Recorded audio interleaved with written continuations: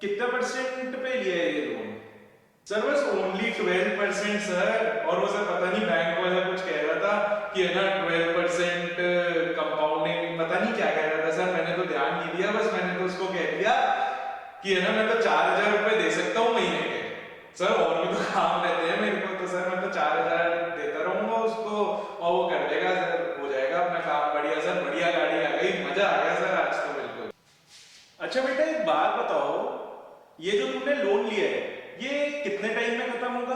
Sir जब 5 लाख चुका देंगे तब पूरा हो जाएगा लोन। कहा था ना मैंने अप्लाइड मैथ्स लेना 11th क्लास में।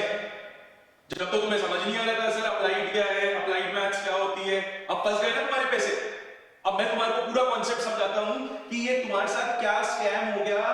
तुम्हारे ये 4,000 रुपए का जो तुमने गेम बनाया ना, इससे क्या होने वाला है तुम्हारे साथ। देखो बेटा, पहली बात तो कि जो तुमने लोन लिया है वो 12% तुमने कहा सर कंपाउंडिंग मंथली है। तुम क्या सोच रहे हो, मैं तुम्हें समझाता हूं। तुम सोच रहे हो कि यार सर 1% मेरे को 1 महीने का पैसा देना पड़ेगा। मतलब मैं तुम्हारे को अगर कॉन्सेप्ट वाइज समझाऊं तो तुम देखो, तुमने कितने रुपए का लोन लिया? 5 लाख रुपए का लोन लिया, ठीक है। अब तुम सोचते हो कि यार मैं 1% का पैसा देता रहूंगा, 1% का पैसा देता रहूंगा, तो भाई ठीक है। अगर मैं मंथली बात करता हूं तो मंथली कितना पैसा दोगे तुम? चलो भाई देखते हैं।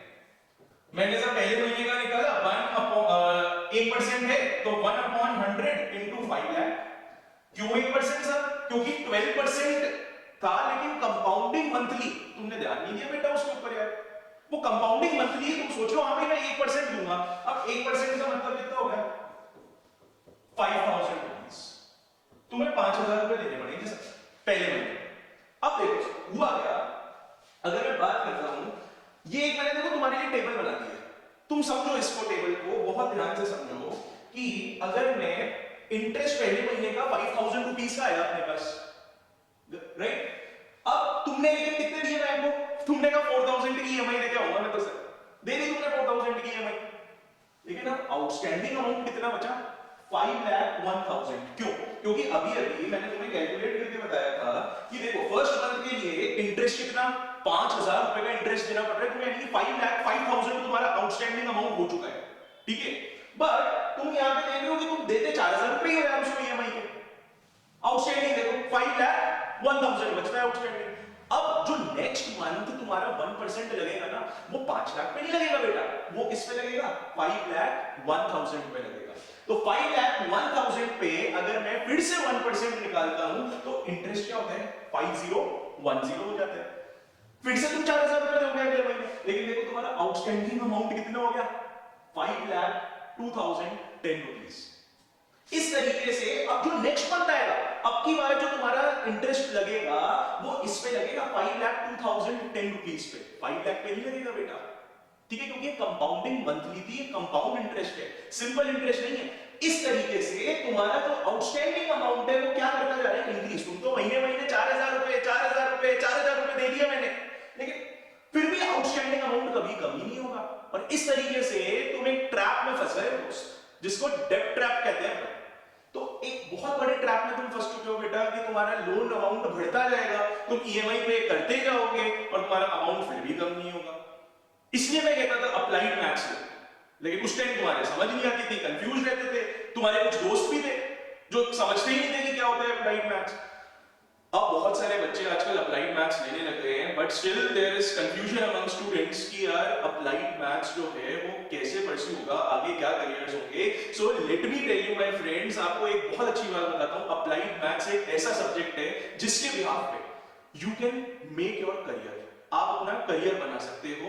There are many opportunities, like आप अगर डेटा एनालिटिक्स के बारे में सुनते हो कभी, ठीक है, that is purely based on applied mathematics. मैं एक छोटा सा एग्जांपल देता हूं, क्या करते हैं अप्लाइड मैथ्स के लोग, whether it is hospital industry, whether it is you can say transportation industry, aircrafts, anything, applied maths का application दोस्तों हर जगह है।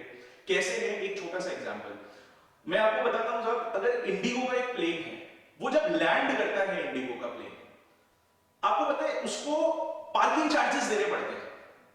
आप ये देखो, जब हम हमारी 5-7 लाख रुपए की गाड़ी को पार्क करते हैं ना बेटा, तुम जब अपनी गाड़ी पार्क करोगे ना सेल्टॉस, तो भी तुम्हारे को मॉल के अंदर 50 रुपए देने पड़ते हैं पार्किंग के। तो ये तो प्लेन पार्क हो रहा है, बहुत लंबा खर्चा है। तो अप्लाइड मैथ्स के लोगों को इंडिगो क्या करती है, हायर करती है। क्यों हायर करती है? कि आप अपनी शेड्यूलिंग ऐसे बनाओ कि आपका जो पार्किंग कॉस्ट है वो क्या हो जाए, मिनिमाइज हो जाए। तो यहां पे क्या काम आई, applied maths, statistics, actuarial science, बहुत सारे फील्ड्स हैं गाइस जहां पे अप्लाइड मैथ्स की मांग है गाइस। तो जैसे कि मैंने ये गलती करी कि 11th क्लास में सर ने मेरे को कहा था कि अप्लाइड मैथ्स लेना, लेकिन मैंने नहीं ली। तो प्लीज आप लोग ऐसी गलती ना करें, नहीं तो आप ये डेली लाइफ के स्कैम्स जो होते हैं इसमें फंसते रहेंगे, एंड आप जो पैसा कमाएंगे भी वो दूसरे लोग आपसे लूट के ले जाएंगे। So please go for applied mathematics, मेरी गलती को ना दोहराएं। तो गाइस, जैसे कि आप लोगों ने देखा, ये बच्चा एक बहुत बड़ी प्रॉब्लम में फंस गया। उसका अमाउंट इंक्रीज होता जाएगा, वो लोन भी देता जाएगा, बट उसका लोन कभी खत्म नहीं होगा। ऐसी जो डेली लाइफ की प्रॉब्लम्स होती हैं, applied maths deals with those problems. Every one of you have heard about stocks, debentures, sinking funds, perpetuity। ये जो बेसिक नीड्स हैं, EMI, हमारे जो बेसिक नीड्स हैं गाइस आज की दुनिया के, we will be understanding about all these topics in applied mathematics। तो आप अगर कॉमर्स लेने वाले हैं गाइस क्लास 11th के अंदर, don't miss applied mathematics. Don't give a second thought कि मेरे को अप्लाइड मैथ्स लेनी चाहिए या नहीं लेनी चाहिए। It's the best mathematics that each one of you should study, because अगर ये आ गया ना आपको, तो आप जो डेली लाइफ के प्रॉब्लम्स क्रिएट हो जाते हैं in any industry, in any factory, you can solve those problems। There are lots of branches in applied mathematics, so please आप पूरा रिसर्च करें, डरिए मत इस मैथ से। बच्चे डर जाते हैं यार, अप्लाइड मैथ्स बहुत खतरनाक होगी। Don't be afraid. जो हमारी डेली लाइफ की चीजें, आप यही सब चीजें गाइस पढ़ने वाले हो अप्लाइड मैथ्स के। कुछ बच्चे कंफ्यूज रहते हैं, सर करियर ऑप्शंस क्या है अप्लाइड मैथमेटिक्स के अंदर। तो पहली बात तो अप्लाइड मैथ्स की जरूरत हर इंडस्ट्री, हर फील्ड के अंदर है। फिर भी मैं कुछ आपको बता सकता हूँ, जैसे कि ऑपरेशन रिसर्चेस होते हैं, data analytics, statistics, you can be an actuarist, ठीक है। that is a very beautiful course। actuarial science जो होता है, that deals with the risk management of insurance policies and all। तो उनकी जो डिजाइनिंग होती है उसके अंदर there are wide chances of making careers, ठीक है। और भी बहुत सारे ऑप्शंस हैं। In the coming videos guys, BLJ classes will be dealing with the syllabus of class 11th and 12th applied mathematics। You can follow us on Instagram, you can find that in the description of our video। आप हमें follow करिए for the latest updates of CBSE applied mathematics and maths related issues। So all the best and good luck।